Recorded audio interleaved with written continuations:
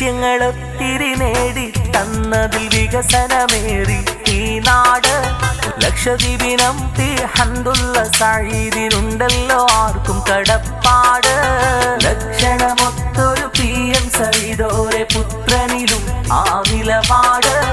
ലക്ഷങ്ങൾ ഞങ്ങൾ ഒന്നായി ചേർന്ന് ആദരവേകുന്നൊരുപാട്.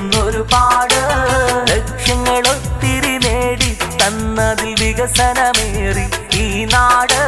ലക്ഷദ്വീപിനം ഹംദുള്ള സഈദിനുണ്ടല്ലോ ആർക്കും കടപ്പാട്.